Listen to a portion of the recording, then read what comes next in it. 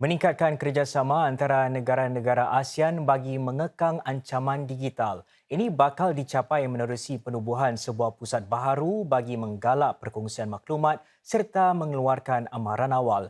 Ini lebih-lebih lagi memandangkan ancaman digital kini semakin kompleks. Ancaman seperti serangan siber dan kempen salah maklumat semakin meluas dalam era digital.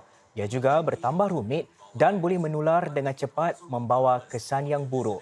Untuk menangani cabaran sedemikian, Menteri Pertahanan Ng Eng Hen berkata usaha rentas negara kini semakin genting.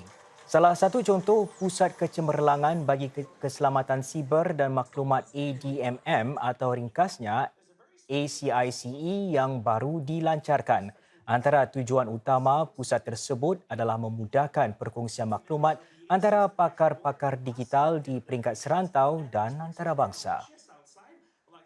These should include alerts on specific zero-day vulnerabilities, ransomware on military as well as civilian systems, but also extend to improving overall cybersecurity for ASEAN, to include reporting on online scams, phishing, misinformation, deepfakes, and mitigating measures that users can employ.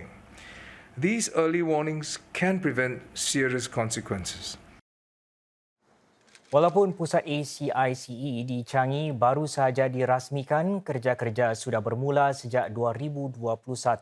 Februari lalu, ia memulakan satu wadah untuk negara-negara ASEAN berkongsi data tentang perisian hasad dan ancaman siber. Sebuah panel pakar turut dibentuk bagi memberi pandangan berkenaan tren-tren digital yang baru. Menjelang 2024, pusat itu merancang untuk menganjurkan lebih banyak kursus berkaitan alam siber. Ia turut berharap untuk meluaskan kerjasama dengan pakar-pakar serantau dan antarabangsa. Singapura sedang mempertimbangkan garis panduan bagi penggunaan data peribadi dalam menghasilkan gambar atau video palsu. Menteri Perhubungan dan Penerangan Josephine Teo berkata, ia mungkin disediakan di bawah Akta Perlindungan Data Peribadi atau PDPA. Ini memandangkan timbul keprihatinan baru dalam bidang janaan kecerdasan buatan atau AI. Buat masa ini, pemerintah sedang melakarkan nasihat hanya untuk sistem AI tradisional seperti membuat saranan atau ramalan. Quality data sets are easier to build once companies are clear on what data they can use, including personal data. Consumers also benefit when industry has clarity on how personal data can be applied to AI in a safe and trusted manner. Syarikat-syarikat juga akan dibantu meneroka cara-cara baharu untuk mengumpulkan dan menggunakan data pengguna dengan selamat.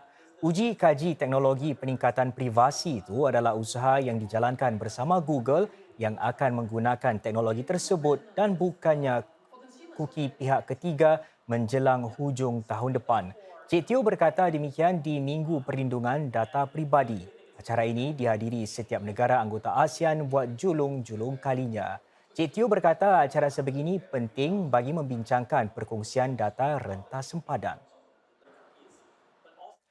Saudara, syarikat-syarikat tempatan tidak lama lagi boleh menganggarkan impak usaha kedermawanan mereka.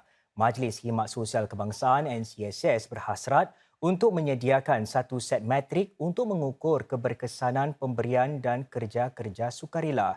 Butiran satu rangka kerja itu akan dilancarkan awal tahun depan. Selain satu rangka kerja yang akan dilakarkan, syarikat-syarikat juga akan menerima buku panduan yang menyarankan langkah-langkah dan juga amalan untuk mencapai matlamat sosial mereka. Ini didorong oleh apa yang dipanggil Menteri Pembangunan Sosial dan Keluarga Mas Agus Zulkifli sebagai peralihan daripada pemberian secara ad hoc demi mencapai hasil yang lebih mampan. Beliau juga akur bahawa meskipun terdapat beberapa syarikat yang baru bermula untuk melakukan amal, terdapat syarikat lain yang lebih berpengalaman dalam bidang kedermawanan. Oleh itu, selain membiayai perkhidmatan secara langsung, syarikat-syarikat sedemikian boleh membuat pelaburan dalam bidang-bidang seperti kajian dan inovasi. Menteri Kebudayaan Masyarakat dan Belia Edwin Tong menyeru golongan belia agar membantu menghuraikan masalah dunia yang semakin berpecah belah. Encik Tong berkata mereka perlu tangani isu-isu seperti identiti budaya yang kian berkembang, kemampanan dan jurang antara generasi. Encik Tong berkata demikian kepada lebih 60 pemimpin belia Asia di Dialog Ehwal Belia Serantau. Beliau berkata terdapat banyak peluang untuk mereka raih dari potensi ekonomi rantau ini. Ini walaupun terdapat ketegangan global serta gangguan digital. Even with these challenges around the world, socially, geopolitically, and maybe even on our healthcare and social demographic, we are fortunate here now. And I think if you look at the progressiveness of young graduates coming out from almost every other place in Southeast Asia, the entrepreneurial spirit, the ability and the desire to take some risks and push the envelope and push the boundary, all that stands us in good stead. Timbalan Perdana Menteri Lawrence Wong berkata menghadiri mesyuarat G20 penting kerana ia memberi Singapura peluang untuk mengetengahkan kepentingan dan suarakan pandangan. Encik Wong kini berada di Gandhinagar, India untuk bertemu dengan para Menteri Kewangan dan Gubernur Bank Pusat dari merata dunia. Singapura bukan negara anggota G20 tetapi menghadiri mesyuarat kumpulan itu atas undangan negara tuan rumah India. Dalam catatan Facebook, DPM Wong berkata mesyuarat sedemikian membolehkan Singapura untuk mendampingi negara-negara lain berhubung kepentingan bersama seperti pembiayaan iklim dan peraturan cukai sejagat. Pada hari pertama mesyuarat, beliau menyentuh tentang topik-topik seperti dasar perindustrian, kewangan teradun dan prasarana.